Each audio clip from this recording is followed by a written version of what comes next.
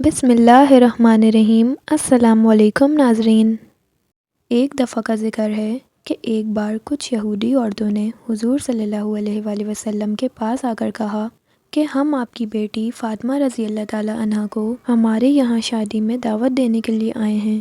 آپ صلی اللہ علیہ وآلہ وسلم نے کہا ٹھیک ہے، فاطمہ آپ کے یہاں ضرور آئے گی۔ جب فاطمہ رضی اللہ تعالیٰ عنہا نے یہ بات سنی تو آنکھوں میں آنسو آ گئے۔ پیارے آقا صلی اللہ علیہ وآلہ وسلم نے پوچھا تو بتایا کہ میرے پاس اچھے کپڑے نہیں ہیں جسے پہن کر میں ان یہودیوں کی شادی میں جاؤں۔ اگر میرے پرانے کپڑے پہن کر جاؤں گی تو وہ سب یہ کہہ کر مذاق اڑائیں گے کہ مسلمانوں کے نبی کی بیٹی کے پاس اچھے کپڑے بھی نہیں۔ میں آپ کی توہین برداشت نہیں کر سکتی۔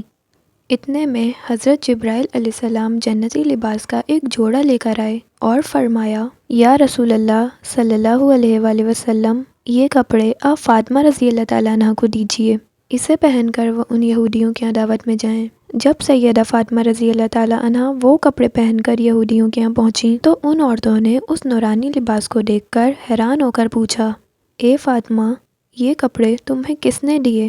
سیدہ فاطمہ رضی اللہ تعالیٰ عنہ نے فرمایا کہ میرے ابا جان رسول اللہ صلی اللہ علیہ وآلہ وسلم نے۔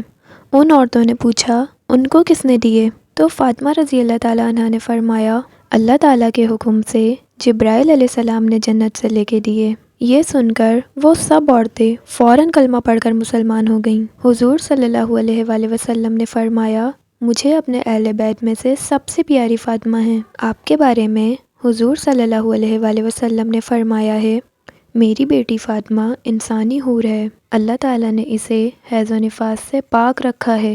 فاطمہ میرے جگر کا ٹکڑا ہے، جس نے اسے ناراض کیا اس نے مجھے ناراض کیا۔ اللہ تعالیٰ نے حضرت فاطمہ رضی اللہ تعالیٰ عنہ اور ان کی اولاد پر جہنم کو حرام فرما دیا ہے۔